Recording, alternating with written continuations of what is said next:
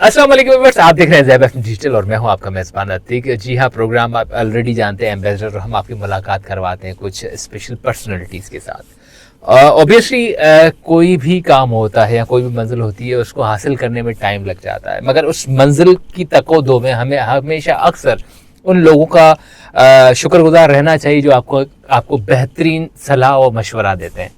In English we call advisers. और दुनिया का सबसे खूबसूरत अमल और खूबसूरत मेहरबानी वही होती है जब आप किसी को खूबसूरत मशवरा दें कि आप किस तरह अपने मुस्तकबिल को तरतीब दें। और आज ही इस सिलसिले में हमारे माबेन एक बहुत ही अल्लाह ने उनको बहुत इज़्ज़तों से नवाजा है। खूबसूरत पर्सनैलिटी के मालिक तो ऑलरेडी हैं, मगर उनकी काम की नोयत के हवाले से अल्लाह ने उनको बहुत सारी इज़्ज़तों से नवाजा भी है। उन्होंने हमेशा अपने प्रोफेशन के साथ, मैं तो नहीं, उनके क्लाइंट्स भी ये कहते हैं कि काफ़ी सिंसियर हैं, लॉयल हैं और बेहतरीन अंदाज में आपको मशावरत देते हैं कि आपको क्या करना चाहिए, किस कदर करना चाहिए। और जब आपको अपने देश को छोड़ के परदेश जाना पड़े और आप बेहतरीन वसाइल के लिए कोशां हो, बेहतरीन मुस्तकबिल के लिए कोशां हो, बेहतरीन तालीम के लिए कोशां हो, तो आपके लिए बहुत ज़रूरी होता है कि आप बेहतरीन से बेहतरीन का इंतखाब करते। हमारे साथ है सर आमिर इस्माइल। अस्सलाम वालेकुम सर। जी वालेकुम सलाम। कैसे हैं आप? ठीक ठाक हैं? बहुत शुक्रिया। अल्लाह आपको सलामत रखे। और बेहद मशकूर हूँ कि आपने हमारे शॉर्ट नोटिस को एक्सेप्ट किया। इवन मुझे लिंक्डइन के थ्रू ये आइडिया हुआ कि आप पाकिस्तान में, तो हमने कहा आपको मदऊ किया जाए। और आप ज़ैबिस के एम्बेसडर भी हैं। एंड देन अगेन हमारे लिए इस वक्त बहुत सी चीज़ें ऐसी हैं जिसमें आपकी मैं कहूँगा कि अशद रहनुमाई की ज़रूरत है। कॉल वॉज फ्रॉम ज़ाबिस, तो आप समझ सकते हैं कि कितनी इंपॉर्टेंट है मेरे लिए। तो It's बहुत honor. शुक्रिया आपने, it's an honour for me. Same here sir. बहुत सी चीज़ें हैं जो हम डिस्कस करेंगे, मगर इस शो का एक शुरू से रोल रहा है कि हम अपनी ज़िंदगी में कुछ भी हासिल कर जाएं, कितनी भी अल्लाह हमें इज़्ज़तों से नवाजे, मगर कहीं ना कहीं कुछ लोगों का किरदार हमारी ज़िंदगी में खूबसूरत होता है। जैसे हम कहते हैं ना कि जो सीखने का अमल है वो वालिदा माजिदा मोहतरमा के बाद हमारी टीचर्स हमें बहुत कुछ सिखाते हैं। तो हम इस प्रोग्राम में सबसे पहले डिस्कस ये करते हैं कि आपकी स्कूलिंग कहाँ से हुई, स्कूल में आप किस तरह के बच्चे रहे, कौन से टीचर्स का आपकी स्कूलिंग में बेहतरीन किरदार रहा। क्योंकि वो जो ट्रेनिंग होती है, जो बचपन से आपको मिलती है, उसमें कहाँ पर नोक झोंक होती है, कहाँ प्यार, कहाँ नादानी, कहाँ शैतानी, कहाँ बहुत गुस्सा, कहाँ बहुत ही पैम्पर्ड किया जाता है। तो मैं जानना चाहूँगा कि आपकी स्कूलिंग कैसी रही, किस स्कूल से पढ़े, आपकी कौन कौन से टीचर्स ने आपके लिए आपकी ज़िंदगी में बेहतरीन किरदार अदा किया। स्कूलिंग मेरी कराची से ही थी और सारे इंस्टीट्यूट्स सिवाय कनाडा को छोड़ के जहाँ मैंने इमिग्रेशन लॉ में तालीम हासिल की, लेकिन सारी तालीम मेरी कराची की थी।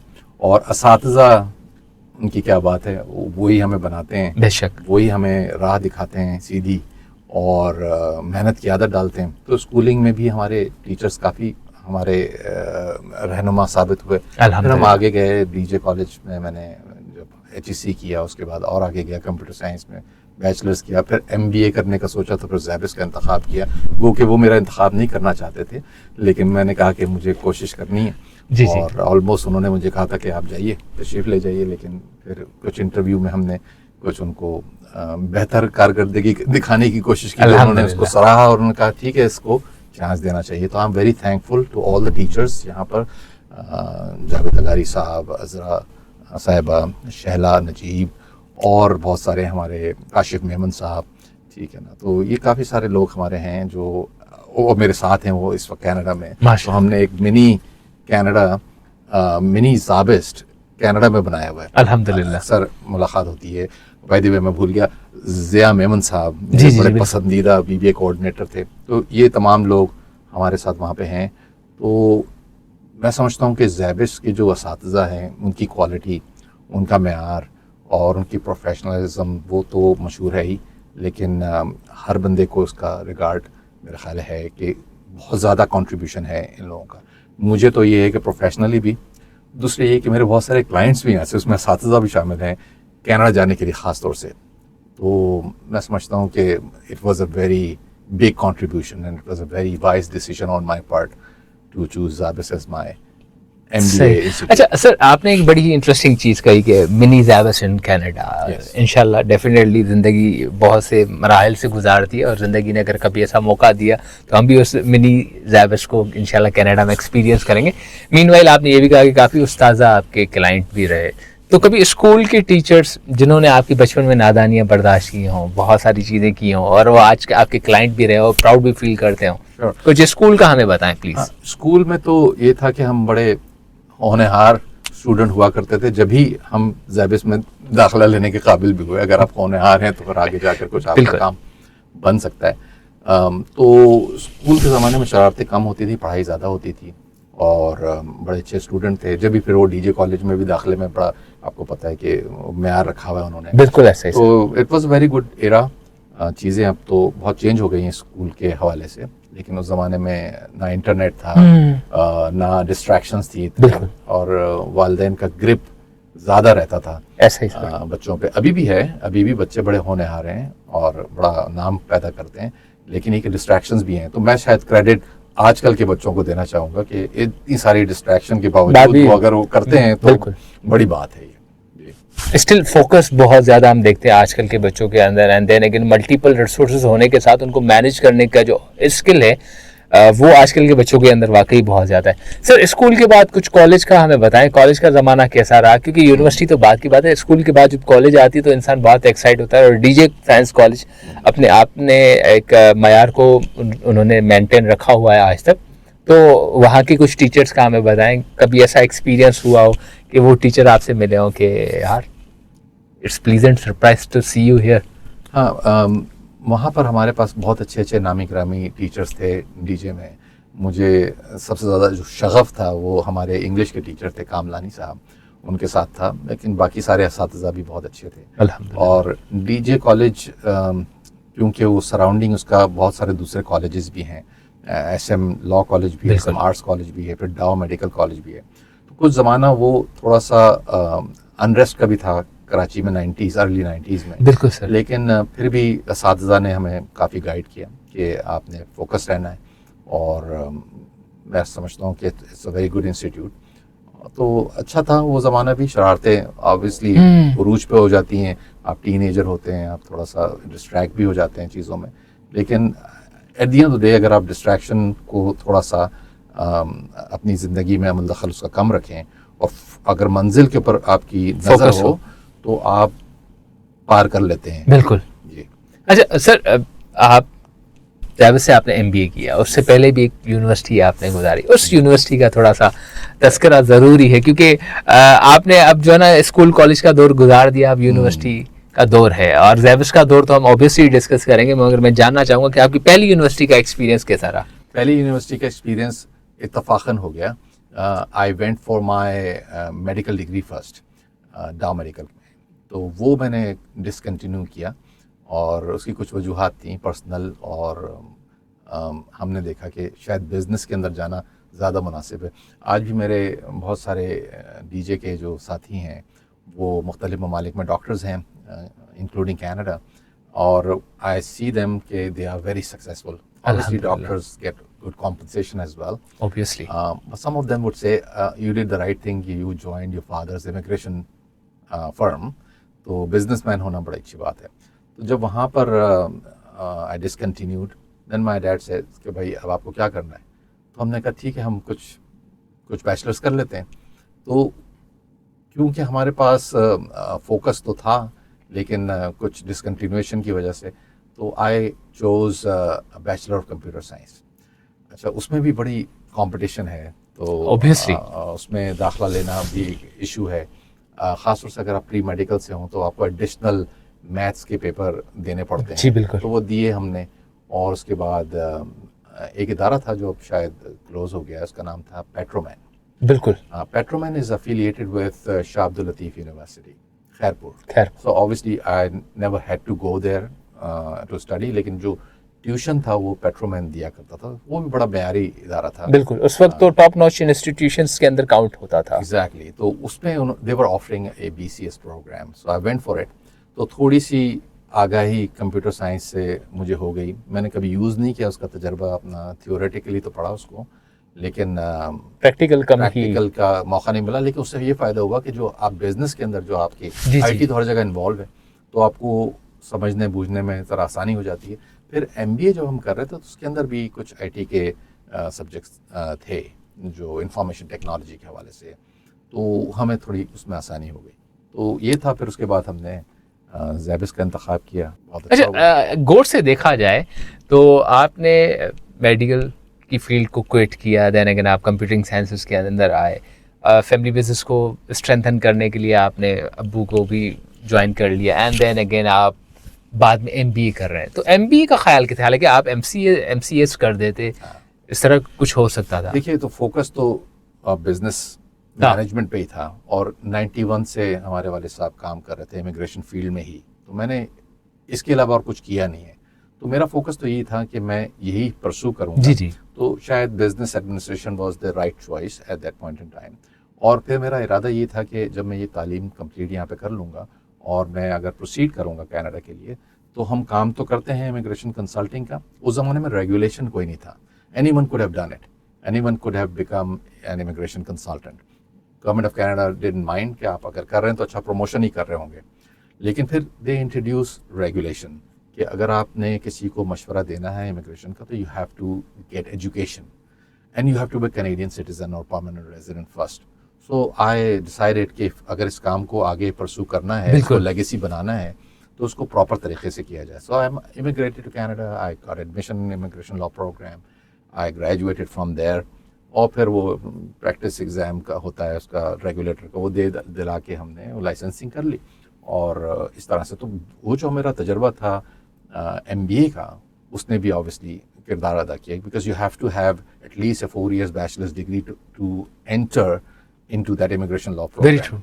تو اسپیشل پروگرام ہوتا ہے جس میں وہ آپ کو اسی پہ فوکس کر کے ٹرین کرتے ہیں. تو ضابط still again played a role for me to become a licensed immigration consultant. الحمدللہ. اچھا سر, بہت سی چیزیں ہیں جس میں میں نے اپنے جس لائک سینئر سے بہت سی چیزیں سیکھی بھی سمجھی بھی, جس طرح کے دور آپ نے گزارا. ایون آپ نے ابھی بھی ایک چیز کو انٹروڈیوس کیا کہ آپ کی لائسنسز کو ارن کرنے میں زیبس کا ایک خاصا کنٹریبیوشن ہے.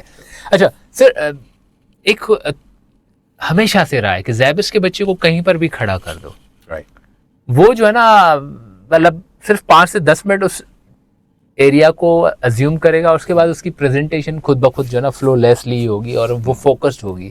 تو اس طرح کی کوئی چیز ایسی جو آپ سمجھ رہے ہو کہ آپ نے بی سی ایس آپ نے کیا, یا اس کے سے پہلے آپ نے میڈیکل یونیورسٹی کے اندر بھی چیزیں ایکسپیرینس کی ہوں گی, 2 یونیورسٹیز کا دور, اس کے بعد زیبس, کیسا ڈفرینس دیکھ رہے ہیں؟ کیا ایسی چیز تھی جو آپ سمجھ رہے ہیں کہ جو زیبس کی پلس پوائنٹ رہی ہے ہمیشہ سے؟ دیکھیں نا, زیبس کے اندر آپ کے پاس آئی بلیو اب تو بہت زیادہ فیکلٹیز آ گئی ہیں, لیکن اس زمانے میں بزنس ایڈمنسٹریشن ہوتا تھا, B B A, M B A, and then you have B C S and M C S. تو ٹیکنالوجی اینڈ بزنس ایڈمنسٹریشن, تو اٹس اے پروفیشنل ایجوکیشن. باقی آپ جتنے لوور لیول پہ ہوتے ہیں, آپ جرنلائز چیزیں کر رہے ہوتے ہیں. اس طرح کے جو پروفیشنل انسٹیٹیوٹس ہیں, اس میں آپ کی سافٹ اسکلس کو بھی ابھارا جاتا ہے. تھیوریٹیکلی تو آپ سیکھتے ہی ہیں, لیکن آپ اس کو امپلیمنٹ بھی کرتے ہیں, آپ پریزنٹیشنز دیتے ہیں, آپ پروجیکٹس کرتے ہیں. تو آپ کی جو سافٹ اسکلز جو گروم ہو رہی ہوتی ہیں, جو کمیونیکیشن اسکلز آپ کی بہتر ہو رہی ہوتی ہیں, وہی آپ کو پے آف کرتی ہیں. You could be a genius, but if you are unable to communicate properly اور ڈو دا پریزنٹیشن. میں امیگریشن کی پریزنٹیشنز پوری دنیا میں جا کے دیتا ہوں, تو مجھے پتہ ہے کہ دیر از اے کنٹریبیوشن آف مائی انسٹیٹیوٹ, کیونکہ اس نے مجھے یہ موقع دیا تھا کہ میں کھڑے ہو کر کے اپنے کلاس کے سامنے, ٹیچرس کے سامنے کانفیڈنٹلی کوئی بات کر سکوں کسی ٹاپک پہ, ریسرچ کیسے کروں اس کے اوپر. ایجوکیشن از ویری امپورٹنٹ, اور آپ کو اس سے سیکھنے کا جب موقع ملتا ہے, تو آپ جب امپلیمنٹ کرتے ہیں تو آپ کو یاد آتا ہے کہ who has played a role in your development.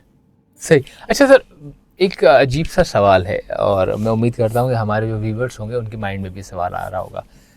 آپ میرے خیال سے ارلی 2090s کے اندر ہی کینیڈا کے اس معاملات میں بہت ہی پرفیکشن کے ساتھ پڑھنا شروع کیا, یا وہاں پر سیٹلمنٹ کا معاملہ ہوا. تقریباً 24 سال اور ایڈ کر دیتا ہوں, جو ابھی ہم 2024 کے اندر ہیں. کیا دیکھ رہے ہیں کہ اس وقت ایزی تھا یا اب ایزی ہے؟ کیونکہ ہم اگر ایک بات کرتے ہیں کہ جیسے ہم نے شروع میں بھی ایک بات کی کہ ایک بچہ ہے, ڈسٹریکشنس بھی بڑھ گئی ہیں, ریسورسز بھی بڑھ گئی ہیں, مگر جب بچہ, آج کل کا بچہ جو ہے نا وہ فاسٹ پچ کا بچہ ہے. اس کی جو پیس ہے کسی بھی چیز سے, چاہے اس کو آپ اس کو گیم سمجھیں یا اس کی انٹلیکچوئل لیول دیکھیں, تو اس کی پیس بہت فاسٹ ہے. مگر اگر ہم یہ بات کرتے ہیں کہ experience means a lot, matrices A lot, experience بہت کچھ انسان کو جسٹ لائک جج, ریکگنائز اور آبزرو کرنے میں مدد کرتا ہے. بٹ یہ چیز بھی ہے کہ اگر ہم ٹائم کو دیکھیں تو اس حساب سے بہت ساری چیزیں کمپیریٹیو انالائسس پہ جاتی ہے. تو میں آپ سے بھی یہی جاننا چاہوں گا کہ آپ کیا کہیں گے کہ جب آپ کا ٹائم تھا اس وقت इमिग्रेशन या PR लेना आसान था या अब? देखिए उस वक्त भी बहुत मुश्किल था और अभी भी बहुत मुश्किल है, और मैं इसलिए कह रहा हूँ कि सिलेक्शन क्राइटेरिया तो सख्त और नरम होते रहते हैं, लेकिन अपने मुल्क को छोड़ना हमेशा से मुश्किल होता है। Indeed. तो उस वक्त भी बहुत मुश्किल था हमारे लिए। सिलेक्शन क्राइटेरिया के हवाले से अगर बात की जाए तो वो चेंज होते रहते हैं, वक्त और हालात के साथ चेंज होते हैं, रिक्वायरमेंट कंट्रीज़ की मुख्तलिफ हो जाती हैं, लेबर मार्केट नीड्स डिफरेंट हो जाती हैं। तो अभी भी कदर आसान है उन लोगों के लिए जो कि डिमांड में है वहाँ पर। For example science, technology, engineering और मैथ्स के जो स्टेम कैटेगरी है वो हाईली डिमांड में है। तो ऐसे लोग जिनके पास इस फील्ड में तजर्बा है दे कैन इमिग्रेट ईजिली। हाँ, there are other factors as well, जैसे कि अंग्रेज़ी में सलाहियत अच्छी होनी चाहिए। वो टेस्ट लेते हैं, हमारे ज़माने में टेस्ट नहीं होता था, वीज़ा ऑफिसर इंटरव्यू करके आपकी अंग्रेज़ी जज करता था, जिसमें कदर मुश्किल भी हो सकती है। वीज़ा ऑफिसर को आप पसंद नहीं आए और आप अंग्रेज़ी फर बोल रहे हैं, लेकिन उसने आपको कहा कि जी मुझे समझ नहीं आया, मैं आपको 10 में से 5 नंबर देता हूँ, एंड देन यू रिफ्यूज़। तो वो ज़माना मैं समझता हूँ कि कदरे सख्त था। अभी क्योंकि आप बहुत ऑब्जेक्टिविटी आ गई है सिस्टम में, जो वेरिफिकेशन सिस्टम्स हैं वो बहुत अच्छे हो गए हैं, तो उन लोगों के लिए तो सख्त यकीनन हो गया जो कि कुछ डॉक्यूमेंट्स लगाना चाहते हैं। आप समझ सकते हैं मैं क्या कह रहा हूँ। लेकिन अगर आप जेन्युइन हैं, आपकी डिग्री भी जेन्युइन है, एक्सपीरियंस है, अंग्रेज़ी में महारत है और आप यंगर भी हैं, तो Canada is open for you, it's easy for you. तो हाँ, हर दौर के अपने रिक्वायरमेंट तकाज़ात हैं। होते हैं। अच्छा सर, एक बड़ी ही अजीब सी सिचुएशन रहती है जब हम स्टूडेंट होते हैं, मैट्रिक इंटरमीडिएट कर लेते हैं, तो हम कहते हैं यार अंडर ग्रेजुएट प्रोग्राम के लिए मुझे बाहर जाना है, परसू करना है। अगर खुदा न खास्ता अंडर ग्रेजुएशन पाकिस्तान में हो भी जाती है, खुदा न खास्ता क्या अक्सर हो ही जाती है, तो उसके बाद कहते हैं हम मास्टर्स प्रोग्राम के लिए जाएंगे। मास्टर प्रोग्राम भी हो जाता है तो कहते हैं कि भाई हम पोस्ट ग्रेजुएशन या जैसे एक PhD वगैरह के लिए हम जाएंगे। अब वो उम्मीदें रखता ज़रूर है, टाइम गुजर जाता है, फिर मामला दूसरे हो जाते हैं, फिर कहता है कि भाई मुझे जो है ना इमिग्रेशन चाहिए। स्टूडेंट के बाद कन्वर्ट, क्योंकि ख्वाहिश थी ना सर, तो ख्वाहिश की बुनियाद पे वो इमिग्रेशन ढूंढता है। अब इमिग्रेशन ढूंढता है तो जैसे आपने थोड़ा कहा कि इन फील्ड्स का, अब फॉर एग्जाम्पल आज से 10 साल पीछे जाएँ तो हमारे पास स्टेम था ही नहीं। जैसे मैं अपनी बात कहूँ कि भाई मेरे पास वो video production, audio production, sound production, documentary, इस तरह की चीज़ें मैं कर सकता हूँ, ठीक है।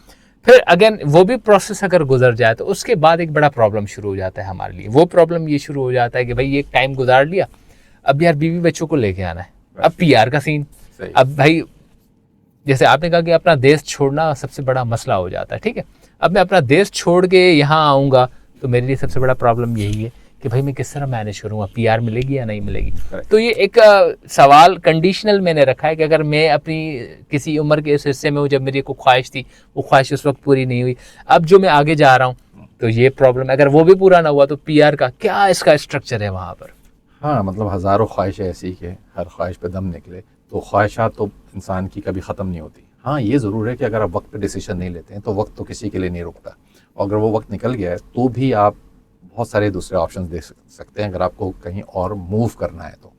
कनाडा अगर आपको मूव करना है USA, UK, ऑस्ट्रेलिया, तो उनकी हर कंट्री का सिलेक्शन क्राइटेरिया मुख्तस हुआ होगा। आपने देखना है कि क्या मैं जा सकता हूँ या नहीं जा सकता हूँ। तो इंटेंट जो है वो स्टूडेंट का भी ये हो सकता है कि वो वहाँ जाकर रह जाए, पढ़ाई करे, रह जाए एज ए PR। बहुत सारे स्टूडेंट्स वहाँ पर पढ़ाई करने के बाद वापस आ जाते हैं और फिर यहाँ पे या मिडल ईस्ट में अपने प्रोफेशनल लाइफ को परस्यू करते हैं। इमिग्रेशन के लिए obviously they are looking for permanent residents, यानी वो लोग जिनके पास काबिलियत है, एक्सपीरियंस है, मुख्तलिफ फील्ड्स। हमने स्टेम की बात की, there are other categories to, health वाले भी हैं, ट्रेड्स वाले भी हैं, ट्रांसपोर्ट, एग्रीकल्चर, ये भी फील्ड्स बहुत डिमांड में है। तो अगर आपके पास ये तजर्बात हैं और तमाम आपके पास और खुसूसियात भी हैं जो कनाडा देखना चाहता है, देन यू कैन इमिग्रेट। ये ज़रूर है कि आपको एवेलुएट करना पड़ता है कि क्या ये डिसीजन मेरे लिए मुनासिब है या नहीं। अगर आप अपने मुल्क में खुश हैं, सारी ज़रूरियात आपको मिल रही हैं, बिल्कुल, जो और सहूलियात हैं जो कि हैं इस मुल्क में, काफ़ी ऐसी सहूलियात हैं जो आपको वहाँ नहीं मिलती हैं दूसरे ममालिक में वगैरह भी, तो आप समझते हैं कि अगर ये सब चीज़ें हैं मुयस्सर, there is no point in moving. But if you want to move then you have to also evaluate कि वहाँ पे आप क्या क्या चीज़ें मिस करेंगे, फैमिली और दूसरी सहूलियात जो यहाँ हैं शायद वहाँ अगर नहीं मिलती, तो एक पलड़े में डाल देते हैं आप और ट्रेड ऑफ्स देख लेते हैं and then you make the move. It is never easy to go somewhere else and start from scratch. But if you think it's worth it, इससे कुछ फ़ायदा होने वाला है, तो मेरा मशवरा होगा फिर आप कंसीडर कर सकते हैं. सही. अच्छा सर, अक्सर यही मामला है कि जब हम देखते हैं तो बहुत सारे लोग हमें इस चीज़ पे पता नहीं क्यों इस चीज़ पे एम्फोसाइज करते हैं कि यार वहाँ जाओगे करोगे क्या, पीआर तो मिलती नहीं है, इतना स्ट्रिक्ट पॉलिसी है ये, जैसे आप कह रहे हैं कि स्किल्ड लोगों की ऑब्वियसली वहाँ पर भी रिस्पेक्ट है, तो क्या वहाँ के लोग या वहाँ की कंट्रीज़, फॉर एग्जांपल यहाँ से बच्चा अगर वहाँ पढ़ने जा रहा है, पढ़ लिया, सब कुछ कर लिया, अब वो उनके ही कल्चर और उनके ही एजुकेशन सिस्टम से जैसा एक तरतीब दिया हुआ बच्चा है, अब उसकी तरबियत भी वहाँ हो गई, सब कुछ हो गया, तो क्या उसके लिए इमिग्रेशन और पीआर का मामला इजी होता है या उसको भी फिर आगे जाके एक लंबे चौड़े प्रोसीजर को सामना करना पड़ता है? बिल्कुल ऐसे ही. कनाडा हो या यूएसए, यूके, ऑस्ट्रेलिया, ये तमाम कंट्रीज़ में कुछ ना कुछ प्रोग्राम इंटरनेशनल स्टूडेंट्स के लिए होते हैं. वो ठीक है कि आजकल के इकोनॉमिक सिचुएशन के अंदर वो चेंजेस लेकर के आ रहे हैं और जो स्टूडेंट का प्रोग्राम है वो कनाडा में भी सख्त हो रहा है पीआर के हवाले से. वो एक्सपेक्ट ये करते हैं कि एज ए इंटरनेशनल स्टूडेंट्स जब आप आए हैं तो आप पढ़ाई अपनी कंप्लीट करेंगे और वापस तशरीफ़ ले जाएंगे, क्योंकि जब आप स्टूडेंट वीज़ा एप्लीकेशन डालते हैं उसमें भी आप ये बावर कराते हैं ऑफिसर को कि मेरा कोई इरादा नहीं है पढ़ाई के बाद रुक जाने का और मैं वापस चला जाऊँगा. ये वादा नहीं है कनाडा का कि आपको इमिग्रेशन मिलेगी और ज़रूर मिलेगी, ऐसा नहीं. लेकिन उन्होंने प्रोग्राम ज़रूर रखे हुए हैं, जैसे कि post graduate work permit programme. उसमें वो चाहते हैं कि आपने पहले पढ़ाई तक कंप्लीट करें, उसके बाद पोस्ट ग्रेजुएट वर्क परमिट मिल जाएगा आपको, उस पर आप काम करें, काम करने के बाद आप पीआर की तरफ जा सकते हैं. तो मौक़े लोगों के पीआर बनने के हैं, लेकिन हमें देखना ज़रूर होगा कि आजकल के हालात में जैसे कनाडा ने चीज़ों को चेंज किया है, हम पढ़ाई करें क्या. क्योंकि अगर आपने पढ़ाई की ऐसे किसी सब्जेक्ट में जिसकी कनाडा में मांग नहीं है, वो इन डिमांड ऑक्यूपेशन नहीं है, तो आप पढ़ाई करने के बाद पोस्ट ग्रेजुएट वर्क परमिट नहीं ले पाएंगे, तो पीआर की तकमील नहीं होगी जो परमानेंट रेजिडेंस स्टेटस है. तो अगर आपका पीआर टारगेट है तो आपको बहुत सारी चीज़ें पहले से मैनेज करनी होगी. Selection of course, length of course, level of course, क्योंकि अभी मास्टर्स प्रोग्राम वालों को ही पोस्ट ग्रेजुएट वर्क परमिट मिलता है आजकल, वो भी 16 महीने वाले को, और उसके बाद पढ़ाई करने के बाद आपको एक ख़ास लेवल ऑफ अंग्रेज़ी भी प्रूव करनी होती है. ऐसा पहले नहीं था, आज से 2-3 महीने पहले ऐसा नहीं था, लेकिन अब उन्होंने इंट्रोड्यूस किया ताकि वो कैनेडियंस को ज़्यादा मौका दे सकें जॉब्स करने के लिए. लेकिन अभी भी जो लोग क्वालिफाई करते हैं दे कैन गो.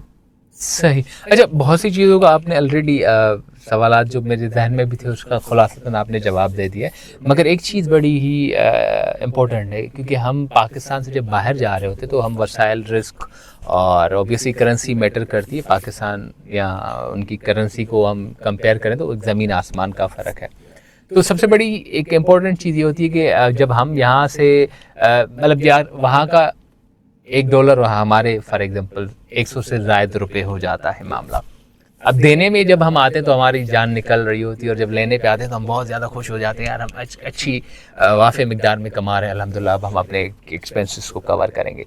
अब मामला ये कि अक्सर जो हमारी मिडिल क्लास फैमिली या अपर मिडिल क्लास फैमिली जो है वो बड़ा ही ख्वाहिश रखती है कि अब हमें मूव होना है.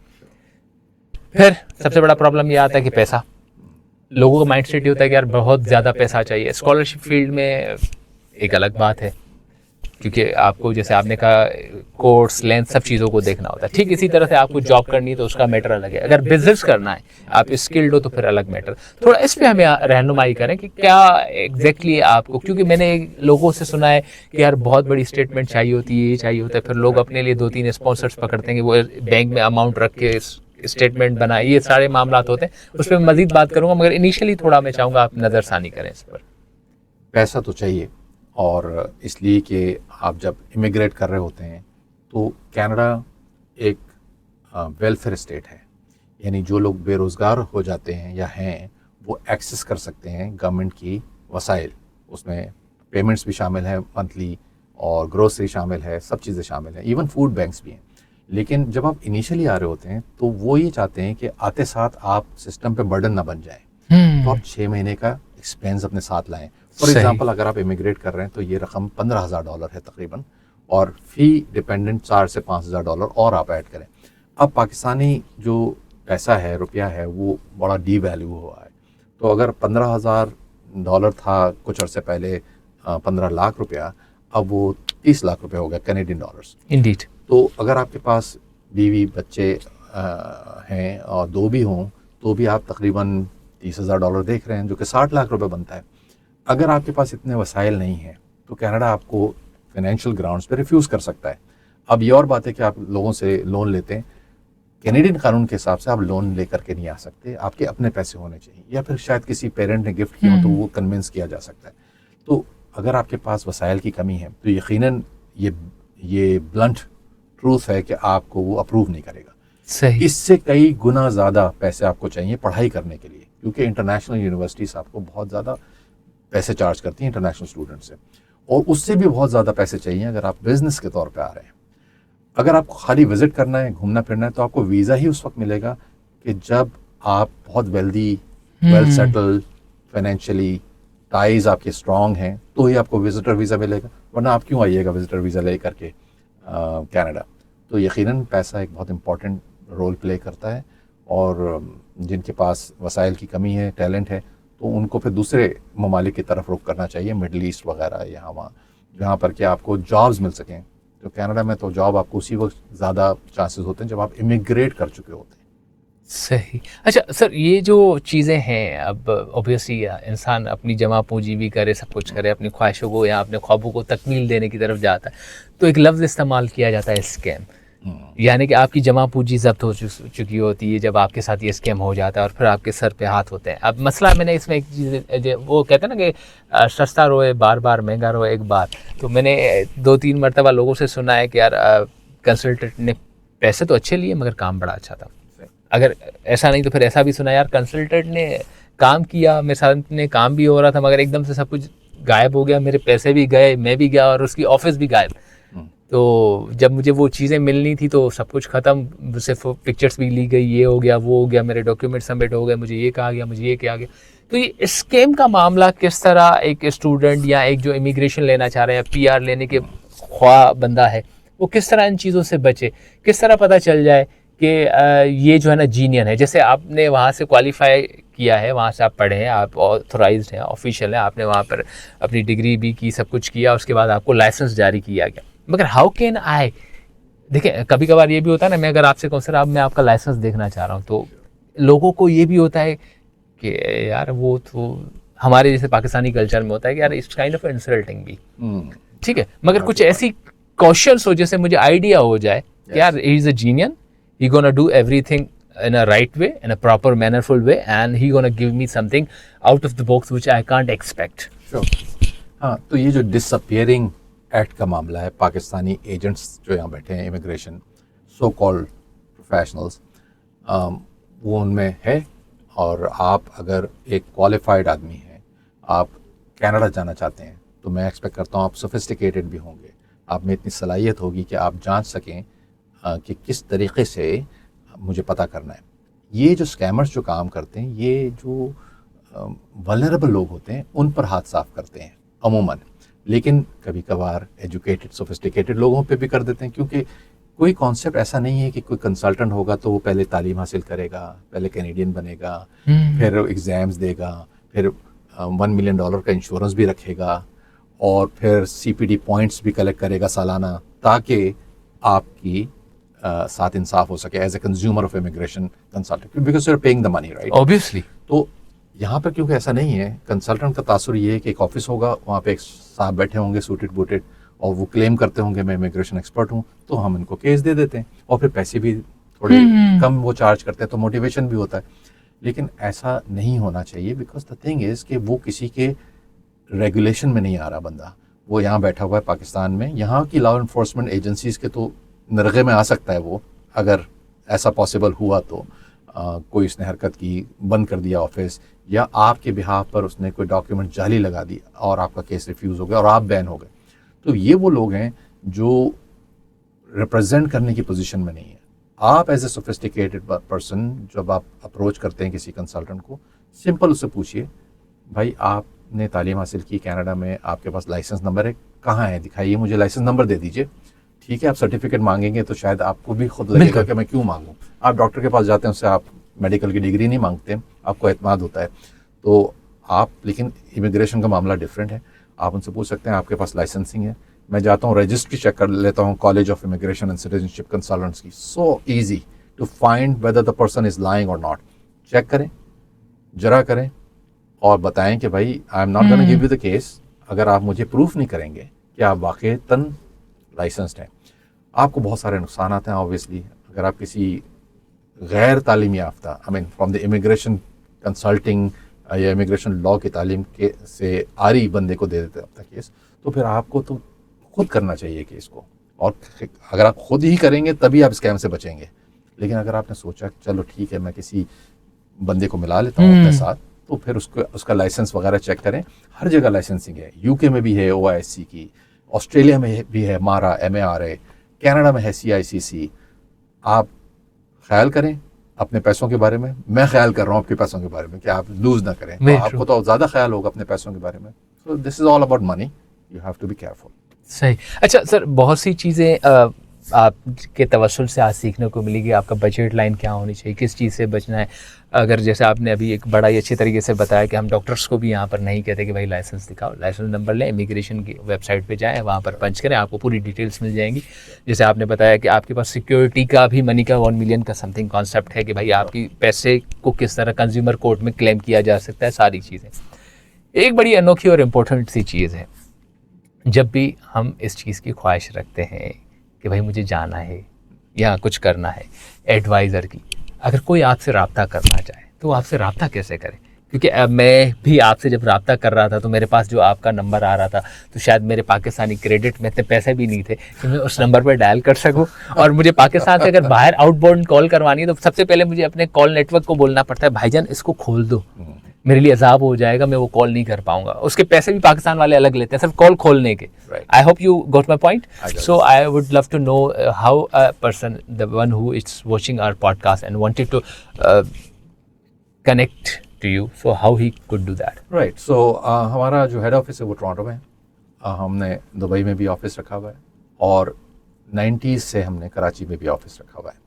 اور وہ زمانہ تھا جب کہ ای میل بھی نہیں تھے, انٹرنیٹ نہیں تھا پاکستان میں. اب تو انٹرنیٹ ہے, اب تو واٹس ایپ ہے, زوم ہے, اسکائپ ہے, اور بہت سارے ہمارے میسنجر سب پہ ویڈیو کالز ہوتی ہیں. اپروچ ہمیں کرنا بہت آسان ہے. میں ہر وقت موجود رہتا ہوں, خاص طور سے جب زیبسٹین مجھے رابطہ کرتے ہیں تو I would always respond on LinkedIn. By the way we both are زیبسٹینز. Always say that. کیوں؟ اس لیے کہ now it is very easy to. اب میں یہاں پہ موجود آپ کو نظر آ رہا ہوں, تو جب سے میں مائگریٹ ہوا ہوں 25 سالوں سے, میں کئی مرتبہ پاکستان آتا ہوں کیونکہ میرے جو کلائنٹس ہیں وہ یہاں بیسڈ ہیں. ایک تو کریڈیبلٹی بہتر ہوتی ہے, کمیونیکیشن بہتر ہوتی ہے جب آپ بالمشافہ ملاقات کرتے ہیں تو. اور اگر آپ کو سرچ کرنا فار ایگزامپل تو جسٹ میرا نام لکھیے آپ عامر اسماعیل, تو آپ کو کافی سارے ریفرنسز مل جائیں گے. تو communication is not a problem these days. اور نمبرس بہت سارے ہیں, واٹس ایپ کے اوپر ہی ڈالیے آپ نمبر, دبئی والا ڈالیں, ٹورانٹو والا ڈالیں, پاکستان والا ڈالیں, اور ہم کمیونیکیٹ آرام سے کریں گے, کوئی مسئلہ نہیں. سو ویورس, میں نے تقریباً آپ کے تمام معاملات کو مد نظر رکھتے ہوئے اور جو مجھے اپنی زندگی میں اپنے لیے, کیونکہ کہتے ہیں کہ جو اپنے لیے سلیکٹ کرو وہ اپنے بھائی کے لیے بھی سلیکٹ کرو, تو جو مجھے سوالات میرے ذہن میں تھے میں اپنے لیے کروں, میں نے آپ کے بیہاف میں سر سے کیے. بہت ساری چیزوں کے بارے میں مجھے سر نے انفارمیشن دے دی ہے, اور امید کرتا ہوں کہ اگر کہیں پر بھی کسی بھی طرح سے آپ کو لگتا ہے کہ کچھ انفارمیشن کم تھی تو آپ ضرور مجھ سے رابطہ کریں. جی ہاں, feedback@zebfm.org. اور اسی توسل سے میں انشاءاللہ سر سے پھر رابطہ کروں گا. آئی ہوپ سو کہ ہمیں آپ دوبارہ بھی ٹائم دیں گے اور ہماری گزارشات کو رکھتے ہوئے اس چیز کو کنسیڈر کریں گے کہ جب بھی ہم دوبارہ آپ کو بلائیں گے تو ہم آپ سے دوبارہ اسی معاملات پہ ڈسکشن کرنا چاہیں گے, کیونکہ یہ تو ایک ایمبیسڈر شو تھا. اب ہم آپ سے جو ملاقات کریں گے وہ اس فیڈ بیک کی بہاف پہ کریں گے کہ لوگوں کے کیا سوالات ہیں اینڈ دینے کے لوگ کس طرح چاہتے ہیں. سب سے بڑا پاکستان میں پرابلم ہوتا ہے پیسہ, وہ آلریڈی ہم ان کو بتا چکے ہیں کہ بھائی اتنا پیسہ آپ کو چاہیے ہوگا. اس سے بعد تو پاکستانی ہر چیز میں ماشاءاللہ آگے ہی ہوتے ہیں. سر اینی میسج, کیونکہ شو اپنی اختتام پہ جا رہا ہے اور میں آپ کا بہت شکر گزار بھی ہوں, اور میں چاہوں گا کہ پاکستانی اور دنیا بھر کے اسٹوڈنٹس کے لیے آپ کا کوئی میسج. سارے اسٹوڈنٹس اسپیشلی زیبس کے اسٹوڈنٹس, ان کو یہ پیغام ہے کہ آپ لائف میں جو بھی کریں محنت سے کریں.